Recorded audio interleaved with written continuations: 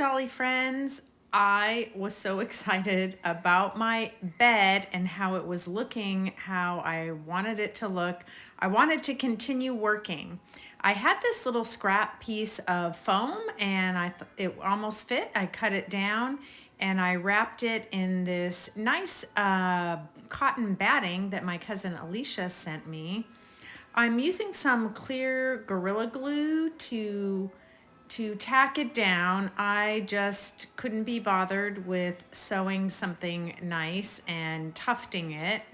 This is an industrial type bed that belonged to Millie's grandfather. So this was one of his military beds that they ended up using in the infirmary, but you will hear more about the infirmary and how it came about as we go along in the adventures of this house. Now, I attempted to use Gorilla Glue again to tack down this ticking that I have, but it didn't work. So I just used fabric tack, which worked like a charm. I bought this little piece of ticking and I've used it several times now. It's really good. I bought a nice piece online and I can use it for lots of different things. So just a simple mattress, which I've glued together, and there it is. I mean, it couldn't be easier than that. And I had already made the little pillows when I was working on the cabinet for the infirmary. I also would like to add something around the headboard and maybe the footboard. So I took a piece of foil and I just rubbed it against the pattern on my tablecloth, which you can see in the background there. I'm not really feeling that, but I'll set that aside for now. I knew I wanted to add some wheels and I knew that buttons would be the way to go. When I was recently shopping at my local antique mall, there was an old 1940s linen cart. Not a mini, a regular size, and I looked at the wheels and I thought, if I made that in mini, they'd look just like buttons.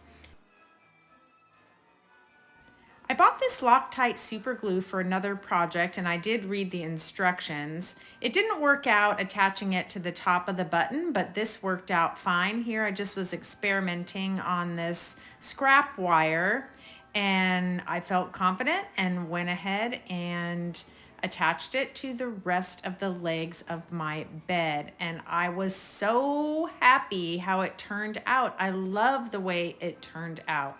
That really took it to another level for me and my creativity got flowing. My cousin suggested I paint the head and footboard. I was a little bit hesitant at first, but realized she was right. It needs to not be so shiny. And I just sanded it a little bit first to make it easier for the paint to go on. I was also experimenting with this rust technique, which I learned from watching Queen City Minis. I'll put a link to her video below. My cousin also gave me this cool fabric mesh, and I was looking at it and I thought maybe that would work for a headboard. And once I cut out this little piece and put it there, I knew that was the way I wanted to go. I'll have to think about how I'm going to age that and how I'm going to attach it to the bed.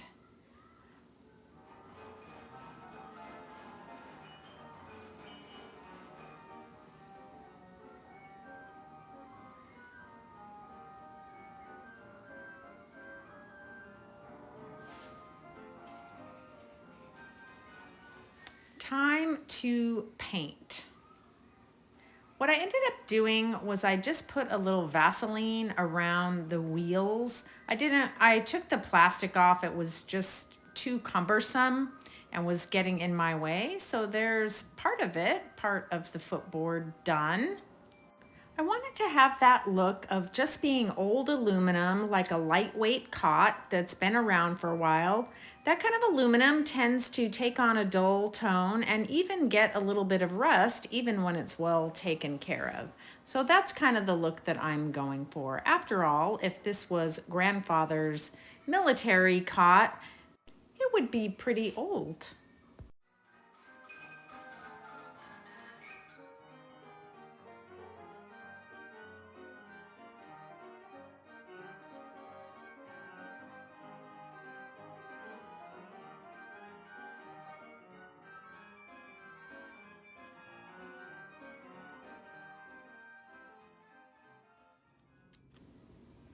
I'm still practicing my rust techniques. So what I did was I put some super glue and added some baking soda. Again, I'm following Shira from Queen City Minis. I'm following the techniques she used. I'll put a link to the video that she did.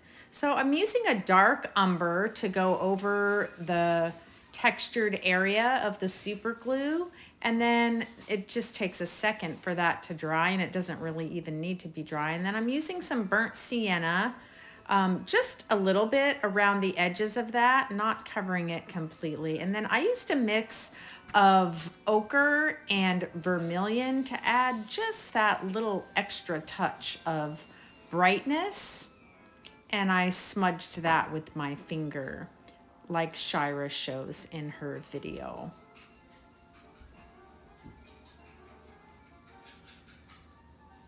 It's really kind of a fun technique and very rewarding because I think it looks very realistic. When I showed it to my husband and said, "Oh, look what I did to my bed," he didn't realize that it wasn't already there and that it wasn't real rust. I think it looks pretty good. The other thing Shira did in her video was use chalk pastels to add a little dryness. Well, I didn't have chalk pastel, but I had a 15-year-old box of chalk. So I just scrape that and use that. Now I'm ready to do it on my bed. So I'm just adding the super glue and then sprinkling on some baking soda.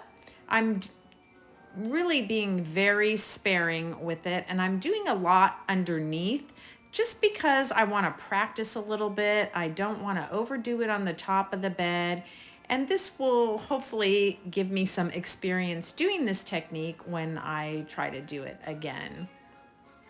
I did do a little bit on the outside and on the metal head and footboard. If you have not tried this technique and you're interested in it, I highly recommend it. It's very satisfying to see the rust materialize, and it really does look realistic.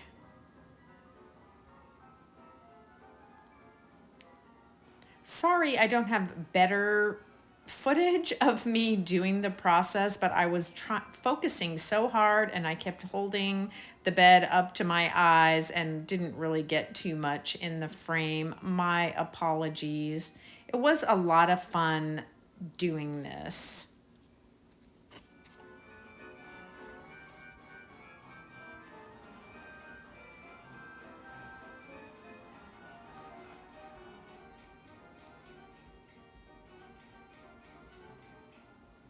So I just used, what I had, which was the chalk, and I'm just using the paintbrush to dust it off a little bit, along with my sweaty little finger.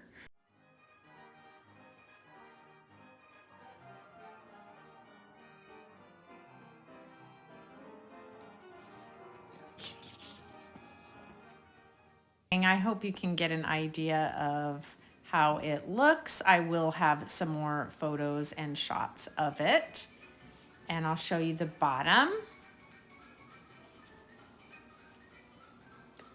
Oh, I got an extra little paint there, but it rubbed right off. I am very pleased with it. Now I want to see what I can do with this little piece of mesh here.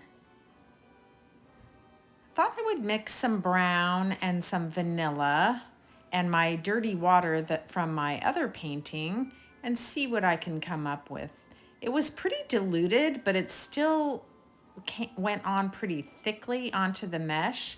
I just kind of used my finger and got it pretty wet and barely put any paint on it at all, and found that that really worked out better for me, just kind of smudging a little bit of very dilute paint on it.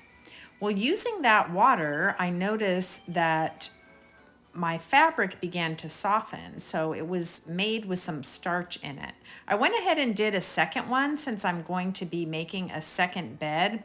And because they were a little warped, I went ahead and just kind of flattened them under there. But it made it easier to form around my bed and became very sticky. I did add some glue as well. I can't remember what kind of glue. I think I ended up using the fabric tack because I had it out, and just held the clips there, and I was really happy with the way that looked. I ultimately decided not to put it on the footboard because the footboard was just too small.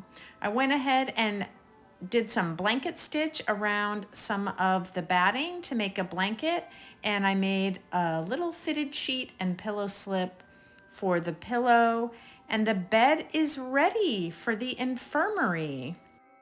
I realize that the filming is a little awkward, but the dolls wanted me to get it set up because they want to be able to use the infirmary even though it's not completely remodeled. No, what's going on? I better go see if the dolls are okay. It turns out there was an earthquake, and thankfully, none of the dolls here were injured.